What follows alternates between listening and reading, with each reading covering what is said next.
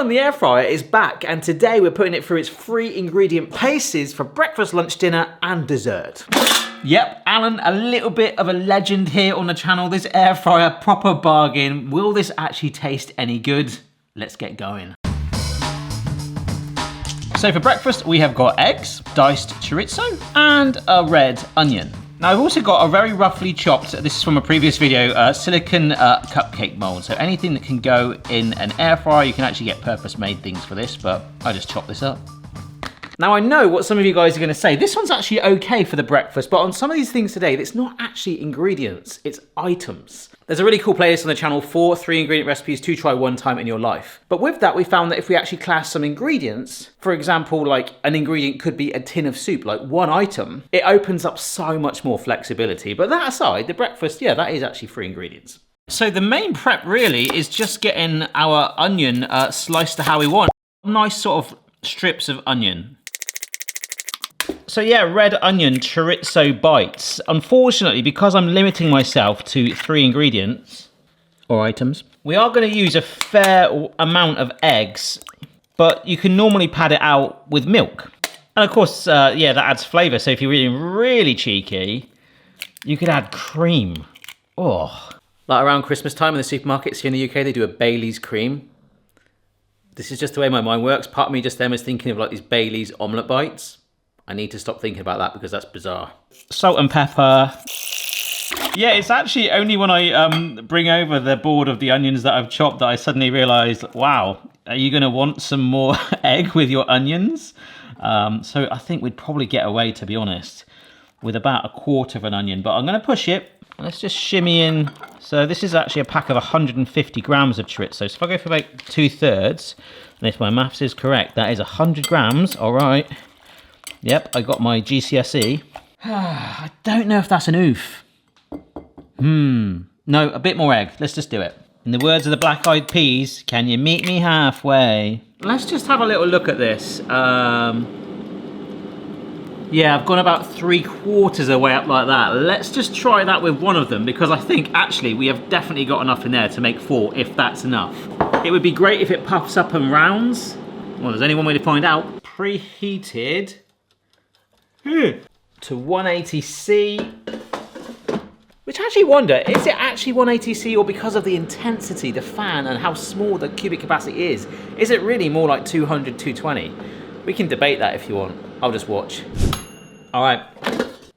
Yeah, I'm gonna leave that in there, but it hasn't risen that much at all, which means we could probably top it up slightly higher, or even if I go to the top, I might get a slight rounding. Let's see if we can get this out first. I love that the onions have actually got like 2 little ears sticking out. Actually sort of made like a little mouse face in it. That's optional. I think it's very easy to find faces in things, especially knees. I'm just wondering if it'll just pop out like a sandcastle. Tappy tap tap. Oh no, oh no! Damn, look. That's a failed experiment. That's deceptive, it cooked so quick on the top. So it's kind of like what I was saying about, is an air fryer actually even hotter than you think it is? Maybe it isn't. I'll increase the cooking time by 5 minutes and lower the temperature by about 20 degrees. We'll get there, breakfast will be served. Oh, look at how much they've puffed up. Like massive. And now actually it does highlight, if you look very closely, where I added it in and some of the egg yolks spill over because this is kind of a custom fit. However, bamboo skewer, straight through. Oh, lovely golden crust. Oh, why is that so hard to tell? Right, we're gonna do it. Otherwise, we've got to go to the shop and get some more eggs. Either way, we need our breakfast. Should have done pancakes. I mean, this has got to have worked, surely. It is still quite warm, but I feel like there's a, ooh, look. You can definitely see where it's got more exposed, and even there's the oils in it from the chorizo there. Look at that, that's crazy. Oh my word. I can't see any raw egg in there, but maybe let's just find out. Yep, that's all right. So breakfast is served. Yeah, hot breakfast is served. The chorizo flavour has soaked all the way through that. Got a teeny bit of onion flavour, but it's puffed up. It's a lovely golden crunch on the top particularly. It's not raw. Obviously, you've got to personalise it to your own taste, but if you were going to do this and want to enhance it slightly, I'd add cheese. It's good though. Oh, the onion. That's good. But yeah, on the subject of cheese, we're putting that in our lunch, and I think this is going to be amazing. So Alan's had a little bit of a rest, and the air fryer bucket, we've given it a wash, and there's a little hack that we found out on a previous video too, where you can literally just air fry any residue water if you want. Not too much, do dry it a bit. So I'm just doing that now. Nice. So yeah, time for lunch, and as I'm filming this right now, it is actually lunchtime. This is pretty good. And what I love about it is it's so simple. I've got some leftover cheese slices here. So I was mulling over cheating and mixing together well cheese. I've got a tin of tuna in water. And this is kind of like the hero of it all. These are some garlic bread slices. You get them, these are actually in the freezer aisle, or you can get them in the refrigerated aisle in different ways. You can get garlic flatbreads and things. Garlic bread tuna melt. So I talked about this on a recent live stream. I do have a left-handed tin opener. And like, I'm the sort of person that actually does things with both hands now. You kind of adapt in a left-handed, right-handed world. But I think I'm doing this right, or am I doing it left? Yeah, that just felt really, really weird.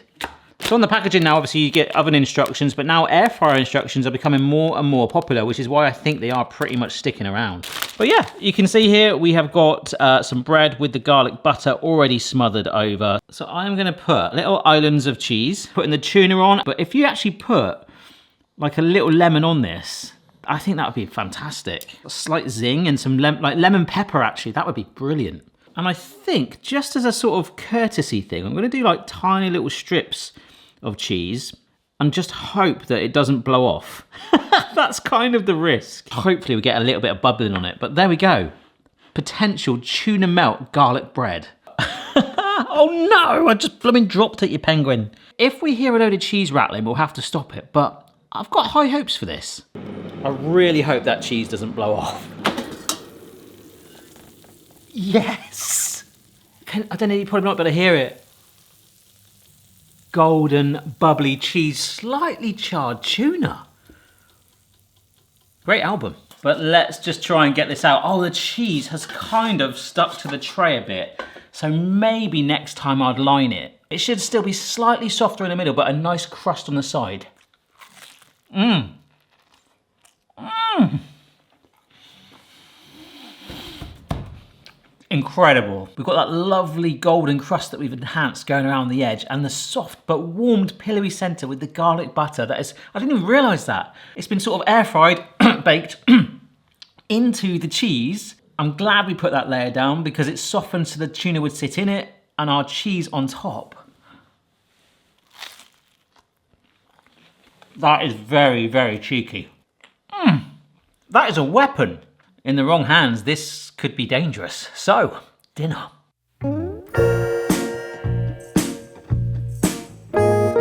So we're 6 ingredients or items down and we're moving on to dinner. So there's this restaurant in the UK very popular called Wagamama. I don't know if there's a chain outside of that. One of the most iconic dishes they do, and they do different versions of it, is a chicken katsu curry. And I think they've actually changed possibly the way they present it now. It used to be in this like weird sort of cocoon mold thing, which of course you could do with a jelly mold. It's amazing how if you just put rice in any sort of mold and like lift it up like a sandcastle, but maybe not like a mini breakfast omelette.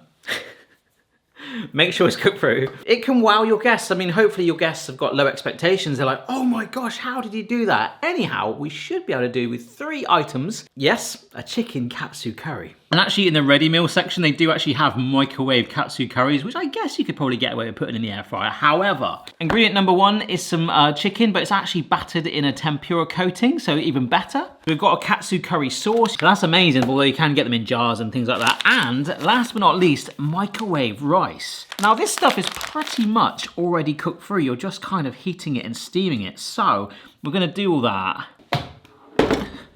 in there. All right, again, so you've got the oven instructions, about 20 minutes from frozen at 230C, so 210 fan, proper high. Yes, an air fryer is basically a mini fan oven. However, their equivalent temperature is just 10 minutes, so pretty much half the time at 180C. So it's still a fan, but 30 degrees less. I feel like I should say that quiet because those leftover omelettes are looking at me going, yeah, we know what you did to our mate. But this is really the only thing for our main as well. I just imagine like I just want a quick emergency dinner. This is the only thing we've really got to cook. Lovely. Sorry about the smell of garlic. Oh, and then for me now, it's just kind of like what we do with the rice and the sauce, because effectively we have got a way of warming it all through in there. So we can almost present it on the final plate. All right, check out that. It's got a lovely golden color on it. Actually, when I used this the other day, in the gadget video, and I said this is a fish slice or spatula, what do you generally call this? I'm intrigued to know. I call it a spatula, like everything's a spatula. You're a spatula, I'm a spatula. But anyhow, this chicken is not a spatula, but we're gonna slice it into the stereotypical slithers that you do get at Yagamama's. That has actually got a really nice crust on it. I mean, not quite panko, but I'll take it. Oh, damn it. What I wanted to do, let me just show you. I did a little go at this off camera. This is like a fairly nice sized plate. It's gonna sit it in there. Unfortunately, it doesn't. And it will only work if I get a little saucer. And being British, I know some of you guys are probably thinking, oh, of course you have a saucer, you drink tea. I'm not a fan of tea, you guys know that. But I think we're gonna have to still get the pouch in there, but that's way too high. It's not gonna move anywhere though, is it? So I can either lie it down. I wanna put this in there. Is that dangerous? Or we can put it in a dessert bowl, which is far safer. Of course, you know what step I'm gonna do. That rice ain't gonna move. I'm more worried about the packaging burning. But like I say, if this fails, and it could fail, and when I mean fail, that means catch on fire. So probably not great, but really just put it in a bowl. We're microwaving rice in an air fryer. Right, so that has been in there for oh my gosh, that feels really hot. And there's gonna be steam, oh my word.